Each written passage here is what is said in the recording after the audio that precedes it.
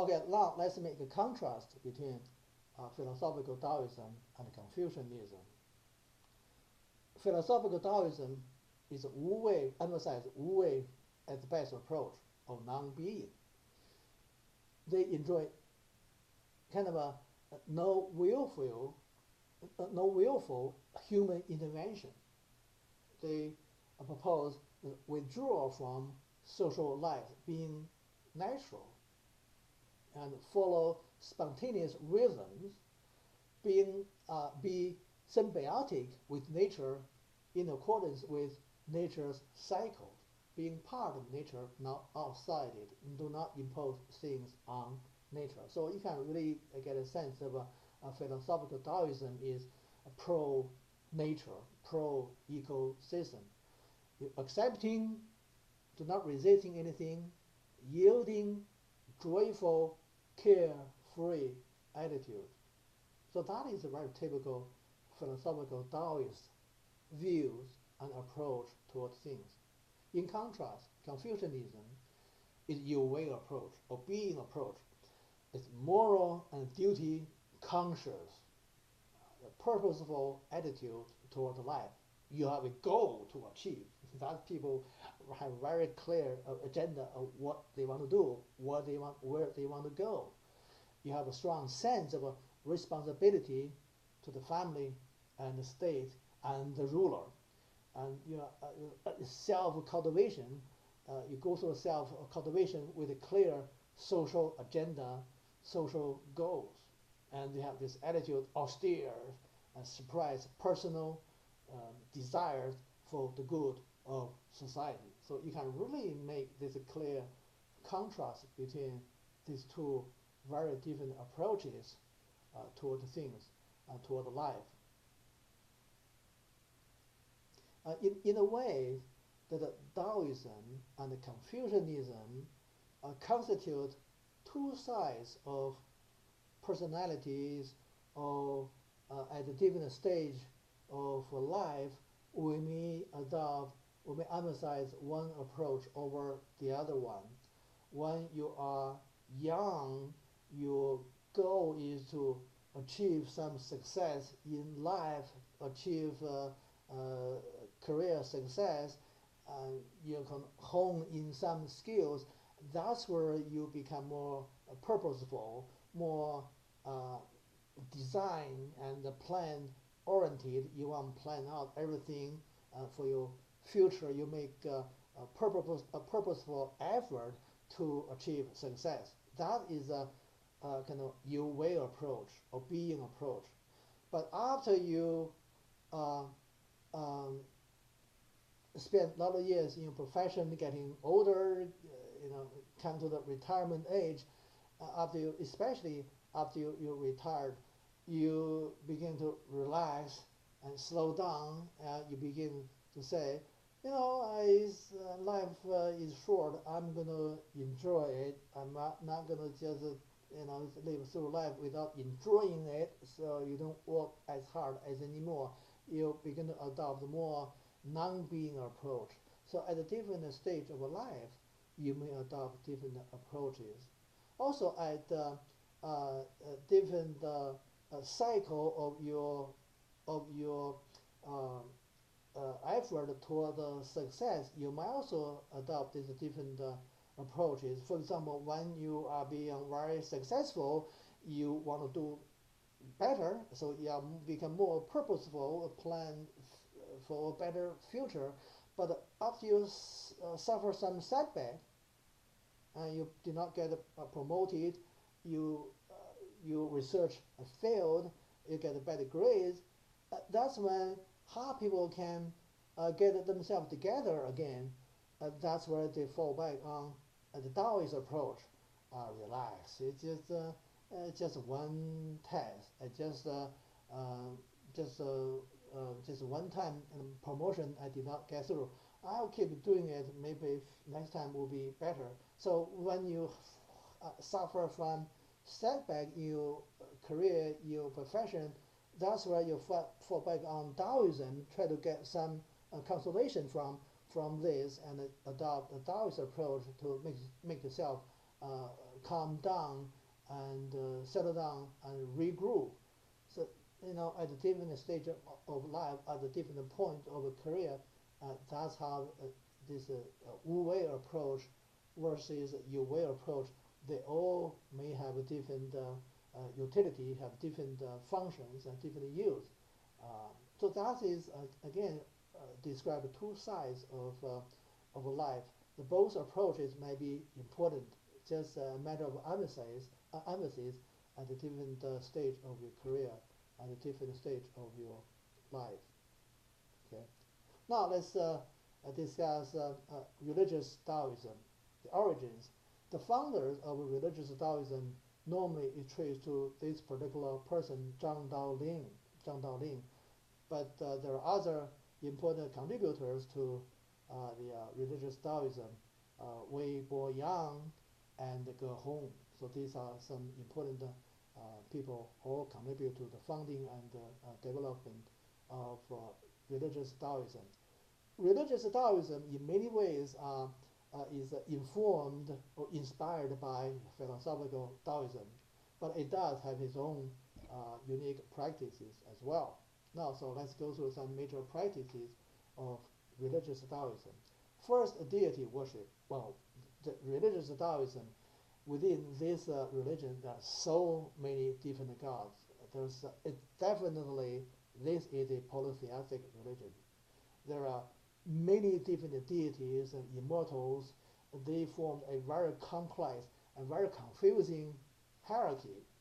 For example, at one level of hierarchy, very top level of hierarchy, you have this so-called three pure ones, the three symbol of a primordial cosmic energy, the creator of the universe, primordial cosmic creator. It is three figures. Among them, you have this Lao Tzu.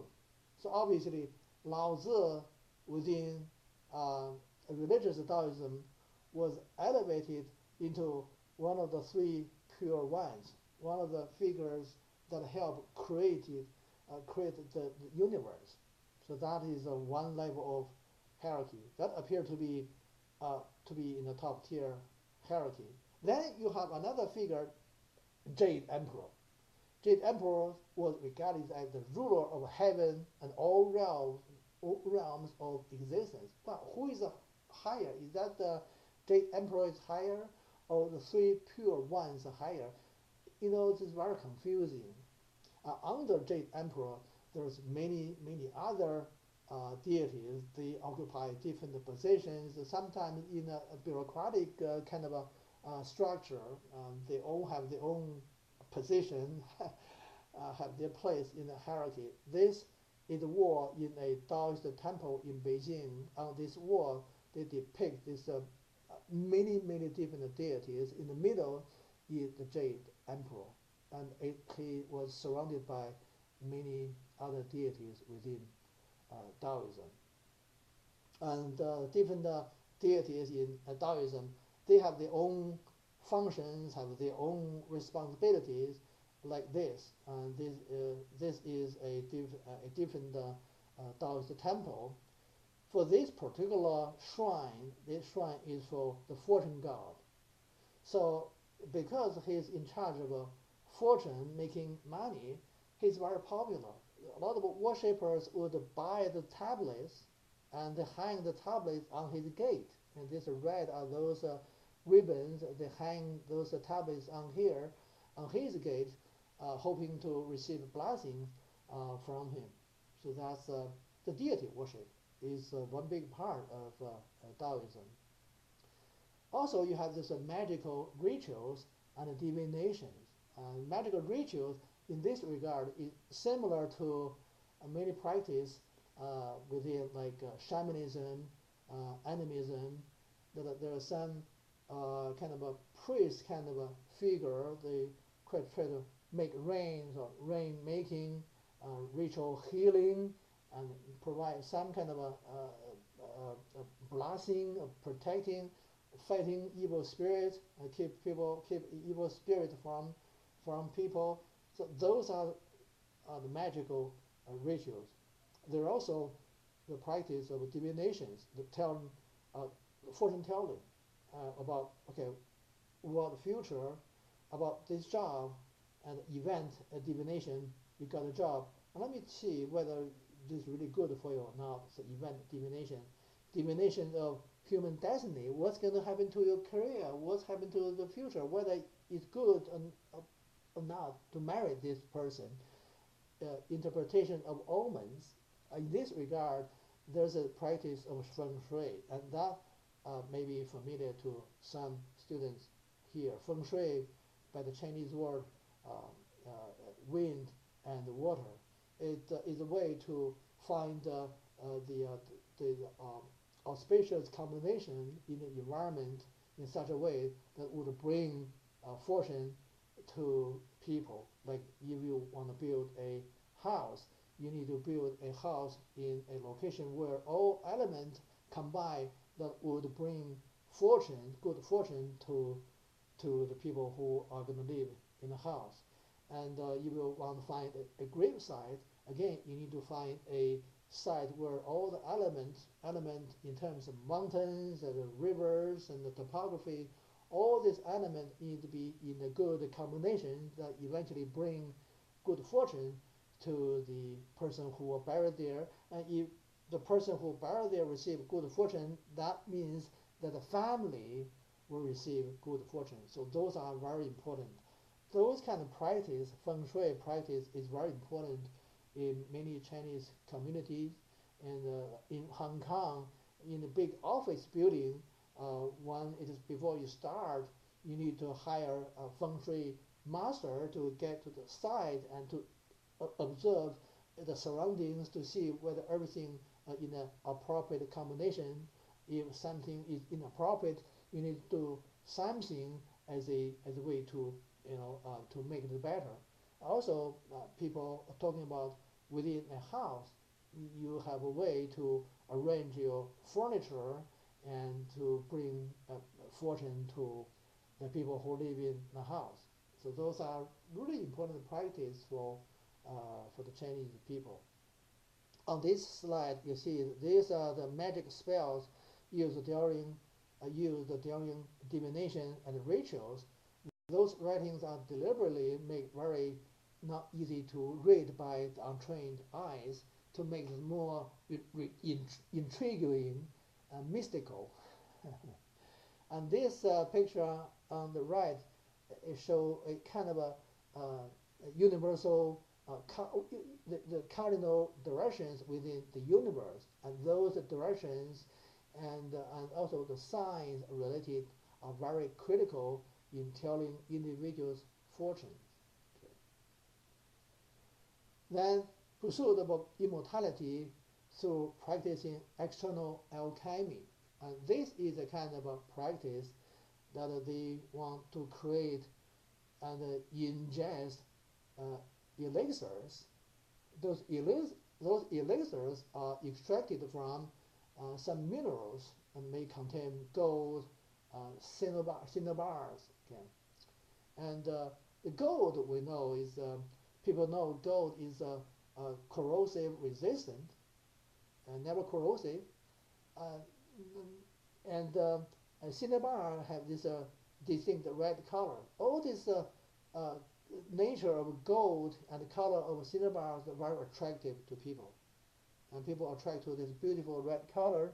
Also, people are attracted to the nature of gold and corrosive resistance. And the people figure, well, if that gold become part of my body, that would mean that I will never decay, I'll never die. So that is what inspires people try to extract those ingredients from minerals and then ingest them into themselves so that they can, so those material can become part of them. But we know that a lot of those minerals contain very poisonous material, mercuries, arsenic, and many people actually died from injecting those ingredients. And so today, this is no longer widely practiced anymore. There's still people doing it, but not in wide practice anymore. Here you see on this picture, people use some furnaces, use some devices to help extract, to roast, the burn the minerals so that they can extract the elixirs from them.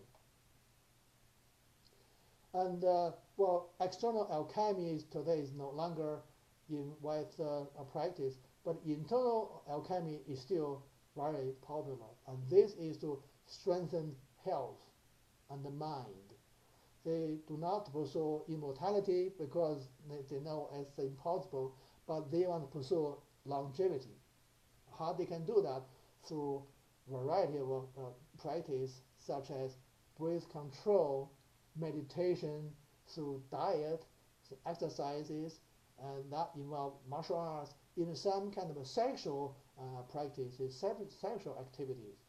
These activities are meant to maintain or supplement vital energy or qi in the body. And this is really, really popular today.